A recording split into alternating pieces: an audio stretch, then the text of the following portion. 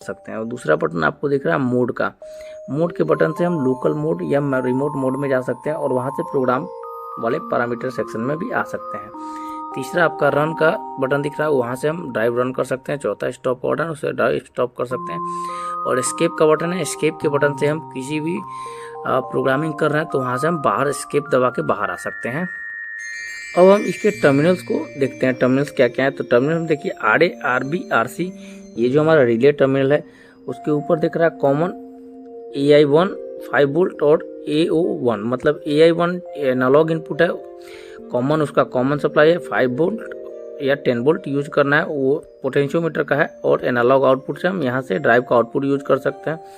नीचे आपका देखिए LO प्लस LO माइनस, तो ये जो हमारा डिजिटल आउटपुट है उसका कॉमन, उसके बाद कॉमन टर्मिनल, उसके बाद LI1, LI2, LI3, LI4, ये हमारे डिजिटल इनपुट है।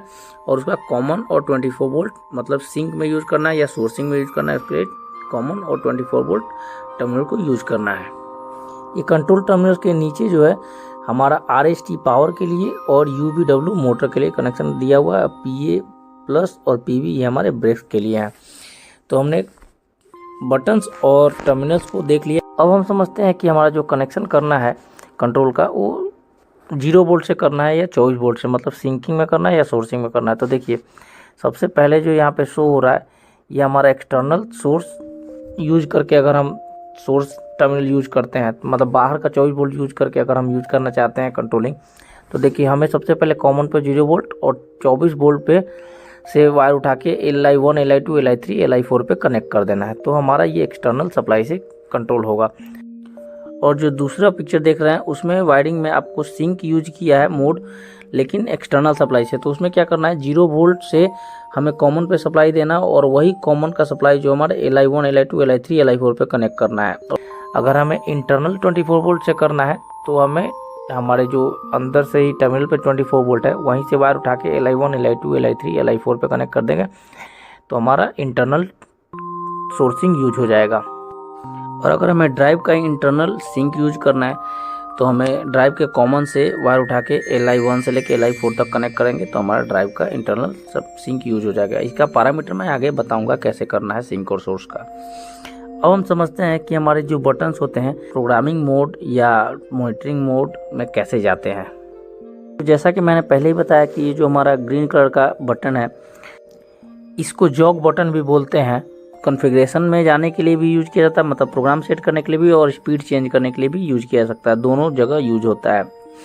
तो सबसे पहले हम क्या करेंगे कि ये बटन को जैसे इंटर करके और घुमाना शुरू करेंगे तो हमारा सबसे पहले आएगा रेफरेंस, उसके बाद आएगा 800, उसके बाद आएगा कॉन्फ़िगरेशन।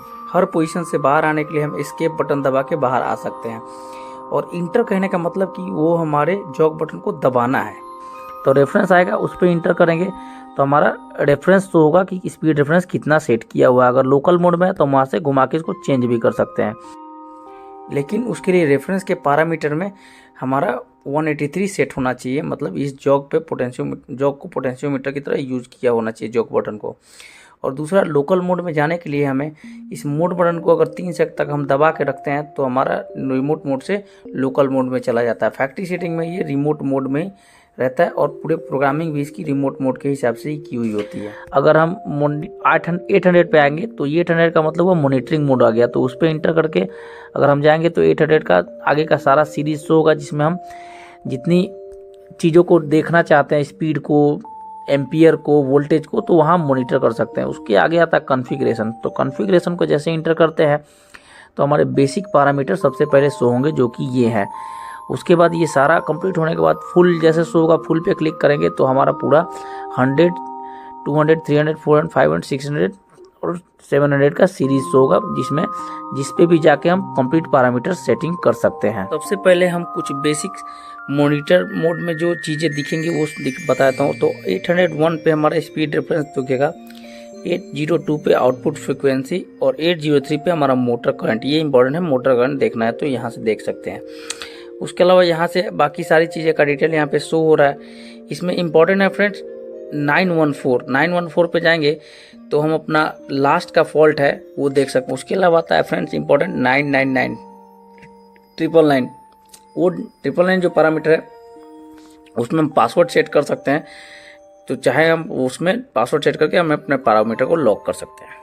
अब हम सबसे पहले समझते हैं हमारे जो बेसिक पैरामीटर्स होते हैं उसको सेट क्या करना है, उसमें क्या होते हैं और उसको कैसे सेट करना है। तो सबसे पहले हम क्या करेंगे, हमारा जो जॉक बटन है उस पर उसको घुमा घुमा के हम कॉन्फ़िगरेशन पे आएंगे और उसको इंटर करेंगे, मतलब दबाएंगे। कॉन्फ़िगरेशन पे जैसे दबाएंगे तो हमारा ये सबसे पहले 301 शो होगा। 301 मतलब स्टैंडर्ड मोटर फ्रिक्वेंसी। हमारा मोटर की स्टैंडर्ड फ्रिक्वेंसी कितनी है, तो 50 हर्ट्ज हमें रखना है इंडिया में। नेक्स्ट हमारा 401, ये फ्रीक्वेंसी रेफरेंस है। इसमें 183 रखेंगे तो हम इस जॉक को ही पोटेंशियोमीटर बना सकते हैं या एनालॉग भी रख सकते हैं। नेक्स्ट घुमाएंगे तो 501.0 आएगा, वो एक्सेलरेशन रखना है तो एक्सेलरेशन अपने 3 सेकंड या डिफ़ॉल्ट में अपने जो चाहे रख सकते हैं। डी एक्सेलरेशन उसके नेक्स्ट घुमाएंगे तो 501.1 पे आएगा। 512.00 हमारा लो स्पीड कितना रखना है, 512.2 हाई स्पीड, हमें मैक्सिमम स्पीड कितनी रखनी है। नेक्स्ट 302 मोटर का पावर यहाँ पे डालना है, जितने पावर का मोटर है उतना HP वहाँ पे डालना है किलोवाट में।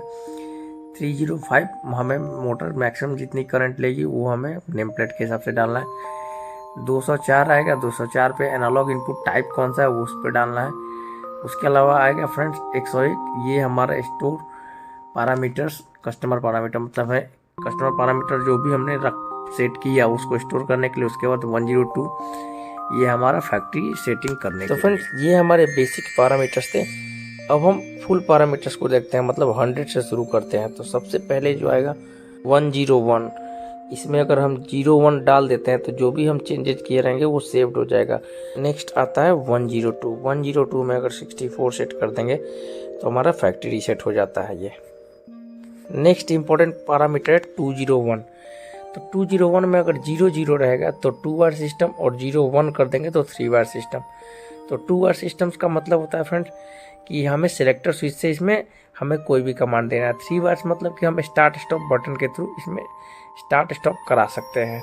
चलिए इसको एक एग्जांपल समझाते हैं। तो देखिए ये हमारा सिंकिंग टाइप में है 2 बार सिस्टम।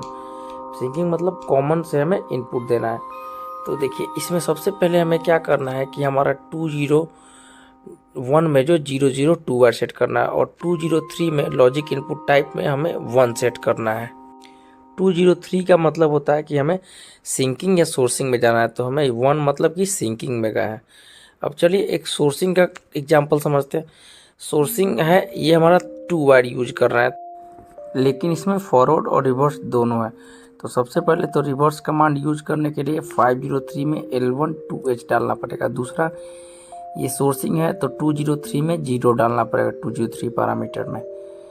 तो ये हो गया। और तीसरा एग्जांपल देखते हैं, हमारा 3 बार सिस्टम और सिंकिंग और एक्सटर्नल सिंकिंग मतलब बाहर से हमें 0 वोल्ट देना है। तो उसके लिए 203 में 2 डालना पड़ेगा। हमने सिंकिंग में इंटरनल सिंकिंग के लिए पहले 203 में 1 डाला था, मतलब वहाँ पे इंटरनली यूज कर रहे थे 0 वोल्ट, यहाँ पे बाहर के 0 वोल्ट से यूज कर रहे हैं।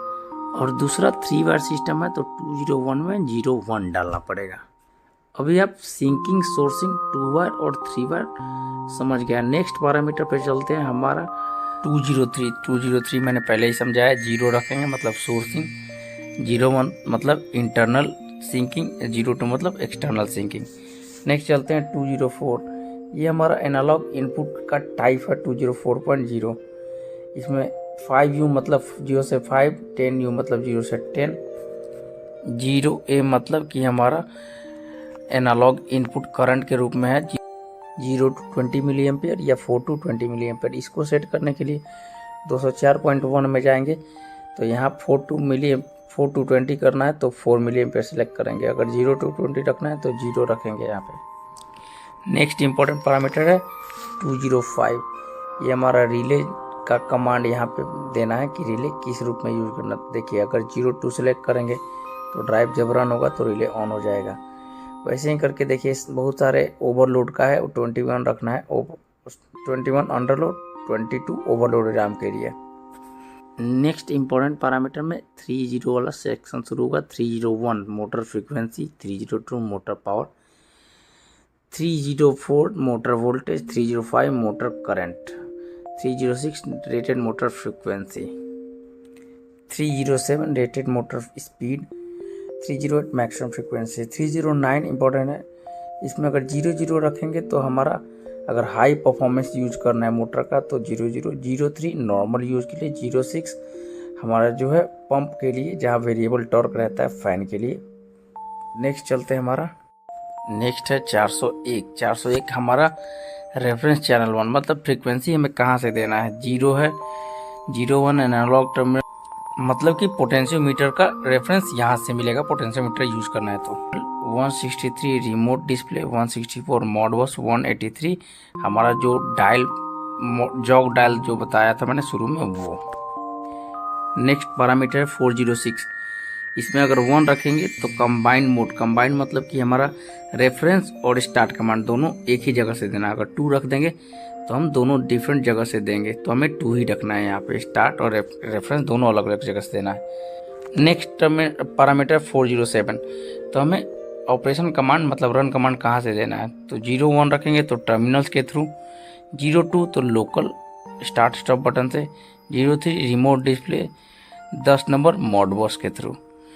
फिर आता है 409 वो फोर्स लोकल रेफरेंस, ये हमें क्या रखना है ये आप यहाँ पे देख सकते हैं, अपने हिसाब से रख सकते हैं। 183 मतलब कि हमारा जॉग डायल के थ्रू होगा।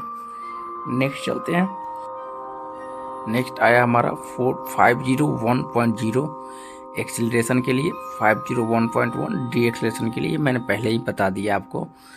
उसके आगे आता है 403 रिवर्स डायरेक्शन को हमें किस पे यूज करना है, तो उसके लिए हमें L2H ही यूज करना है यहाँ पे, L1 पे फॉरवर्ड, L2 पे रिवर्स। जॉग के लिए 505 पे जाना, कौन से टर्मिनल से हम जॉग फ्रीक्वेंसी देना चाहते हैं, ये फिक्स स्पीड इसकी 5 हर्ट्ज ही होती है। नेक्स्ट चलते हैं अपने PID मेन्यू पे। PID के लिए हमें 59 नंबर पैरामीटर पे जाना है। 59 के आगे जितनी सीरीज है ना वो सब PID से रिलेटेड है।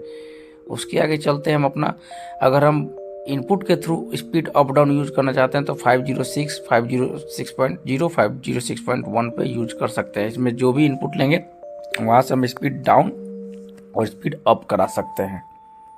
नेक्स्ट पैरामीटर 507.0, ये हमारा second speed function third speed multi speed को यूज करने के लिए होता है। तो 507.0 पे हमें सेकेंड स्पीड किस इनपुट से लेना है वहाँ ये सिलेक्ट करना है, L1 से L4 तक यूज कर सकते हैं। 507.1 पे हमें थर्ड स्पीड जिस इनपुट पे लेना उसके लिए 507.2 फोर्थ स्पीड जिस पे लेना, मतलब इसी तीनों टर्मिनल पे हम 8 स्पीड यूज कर सकते हैं। ये आगे मैं बताऊंगा कैसे।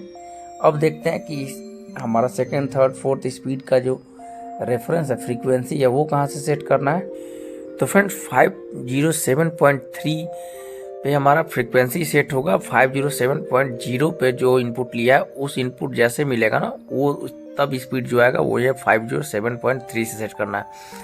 507.4 से हमारा 507.1 में जो इनपुट सेलेक्ट किया था वो जैसे मिलेगा तो उसका स्पीड यहाँ से चेंज होगा। तो फ्रेंड्स इसको एक एग्जांपल समझते हैं मल्टी स्पीड को।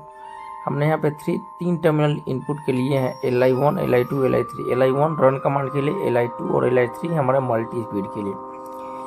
तो Li1 रन कमांड जैसे मिलेगा तो इसका स्पीड हमारा 401 में जो भी हमने सिलेक्शन रखा होगा, जैसे जॉग से रखा होगा ये पोटेंशियोमीटर से, तो वहाँ जो स्पीड देंगे वो हमारा Li1 आते ही आएगा। Li2 जो है हमारा ये सेकेंड स्पीड और Li3 से थर्ड स्पीड के लिए यूज किया है। तो देखिए Li2 का पैरामीटर सबसे पहले डालने के लिए, Li2 को सेकेंड स्पीड के लिए यूज करने के लिए 507.00 में L2H डालेंगे।